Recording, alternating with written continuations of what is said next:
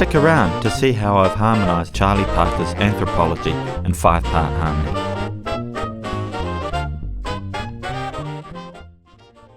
Throughout the video I'll refer to rules. These are from my previous videos. They are more guidelines than rules, and I'll explain them more throughout the video. For those who are interested in how I orchestrated the example, stick around to the end where I'll talk about what I did. Okay, let's get into the nitty-gritty and start harmonizing this tricky melody. As the tempo goes up, the amount of functional chords goes down. Look at this opening phrase. If I were to harmonize each of these melody notes with a new functional chord, the sound would become too dense. It's best to utilize diatonic chords so that they exude the sound of B-flat Ionian. So in this instance, I'll write a fairly independent bass horn part, trying to make sure it's a good melody that lands on my target chord. Throughout, I'll refer to the bass horn part as the bass line. This means it will be played by the lowest horn in the ensemble, not necessarily the acoustic bass. So here is the bass line I ended up with for this phrase. Now for the inner harmonies. I just used diatonic notes, keeping the same shape throughout. I guess this would be called diatonic planing. This ensures that there is a good voice leading for each part, and it emanates the sound of B-flat major. Now this may seem a bit strange or not how you're used to doing things, but Gil used this technique in a lot of arrangements, including Boplicity, My Ship, and Springsville. Note how in this example he has the same shape, only changing when he needs to, for voice leading or for a target chord. For these two chords, I voiced this one as a C minor 11 as it anticipates the C minor 7 in the next bar, and it's the target chord. And for the C sharp in the melody, I took a cue from the melody and treated the inner parts as chromatic passing notes, all of them rising by semitone to the next chord.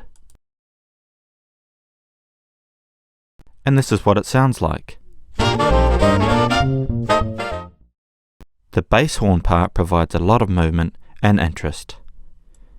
In bar 2, we only have 3 notes. I'll harmonize these two as F9 chords, and write a bass horn part that is a short scale fragment. In this situation with the F melody note, it's more typical to look at the harmony in a vertical manner. So I'll use a G minor 9, which happens to use the same shape again. It's a diatonic chord, so it should work well. Okay, on to bars 3 and 4 now. I'll talk about rule 1 a little more now. Now I don't write out the bass line for the entire melody first, but I try and write the bass line on a phrase by phrase basis, considering the other melodies and bass lines around it. Then I try to write a melodic bass part, looking for opportunities to pick up on the desired harmony where possible. So in this phrase, I want to end on a nice F7 target chord. So I could try a bass line like this. I'm capturing some of the B-flat major here, the G minor here, and I'm getting a strong end to the phrase right where I want it. There is a bit of chromaticism in this bass line, but I feel like it's tuneful and resolves nicely. Now I have the option of letting the bass note inform some of the inner harmony. I'll show you what I mean. So I voice my F7 with a flat 9. Now I could harmonize this note as a C7. This way I have a strong ending to the phrase. The voice leading works well. Over this G in the bass, I could try and make sure I'm capturing some of the G minor in the inner parts. And I can see I've got the same shape building up. So I'll think I'll use the same technique as before with the diatonic planing. Again, I'm not trying to harmonize every new melody note with a new chord, as it will be just too much. In Gil's bass lines, he used a varying amount of harmonic independence, depending on the melody of course. And a piece of advice. I worked on these few bars for a long time and probably wrote about 19 different options. So be picky with your lines. A good line should be interesting, enable good inner parts, and have goal-orientated motion. Okay, I'll just finish these last two notes now. Same shape for that one. And for this one I could see that I've got a few options in the bass. I could do some sort of B diminished, and I could also try a cheeky sort of G7 coming into this C7. Now I've got a major second between the melody and the next harmony note. I'm okay with it in this instance as it resolves.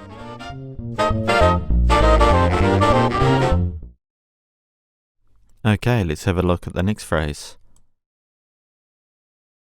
This is a funny sort of phrase. It's a small melody fragment and doesn't really have much movement. It starts on the B flat, ends on the B flat, then it heads up to these sort of shot notes. Now usually this note would be harmonized as a E flat 7 as it's an anticipation, but I'm going to try harmonize that one as a B flat 7 and then this one as a E flat 7.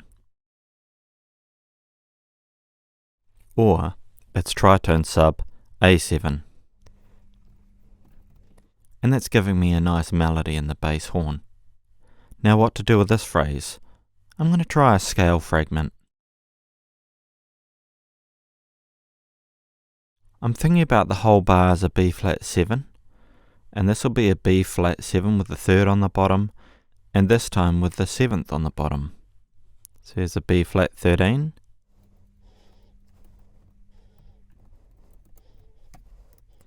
and a B flat 9 there. Now I can fill in the rest.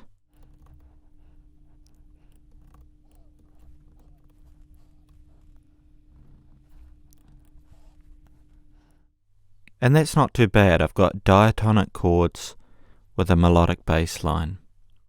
Now I can go ahead with my B flat 7, sharp 11. And there's my A7, flat 9, flat 5. Okay, let's look at the next phrase. This phrase lands firmly on beat 1, so I'd love to have some contrary motion here. It would be nice and strong. That lands nicely and strongly on the D minor. Notice I'm using the diatonic scale to the moment. A typical jazz scale to use here for a flat 7-7 is a Lydian dominant, a sharp and 11th and a flat 7 in the scale. And I've used that in my bass line too. Now I can go ahead and fill in the inner parts.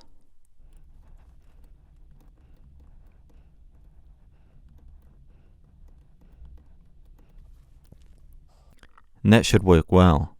Notice I've kept that same scale throughout these chords, although I've left this G natural as I feel like it's heading upwards to this D minor 7. Okay, I'm almost there. Now I'd like to have a really firm G7 flat 9 here. Can even put in the inner parts first if I want.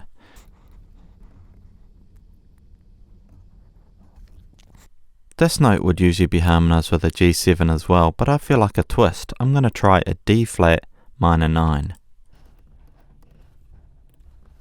Bit like a tritone sub, but then I've just altered the flavour of it. Okay, in the last bar we have an arpeggio on the C minor, and then just a couple notes for the F7. Usually for the arpeggios, I just like to use chord tones, in this case all from C minor 9. Gil did this with his arpeggios. Examples can be found in Boplicity and Yardbird Suite. The only thing to watch out for is to keep a sensible interval arrangement for each melody note. For instance, I don't put the 9th under the 3rd here, as it would result in a minor second between the top two voices. Now that I have this first voicing, I can voice this chord, and I'll just approach each note chromatically. Okay, I'm going to work on the bass line now. The last note of the phrase is the root note, so I'm going to try an inversion of F7 and use the 3rd in the bass. This avoids me breaking rule 2. This A also happens to be the leading note, which is a nice coincidence, as it will help us back into the next A section. Now that I have that bass note in place, I can write in the rest of the bass part. I'll try this. I'll be doing this more in the upcoming sections, but this is the first time that the bass line is different in rhythm from the melody. This is definitely allowed. Gil altered the bass rhythm frequently and did this for many arrangements. Here is an example from Boplicity. Now I can fill in the rest of the inner parts.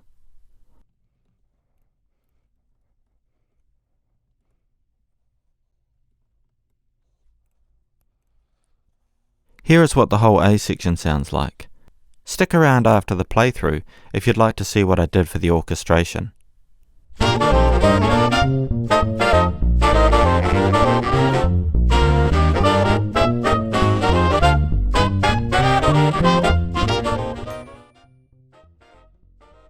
Gil Evans has several quick passages that are fully harmonised in his work with Claude Thornhill.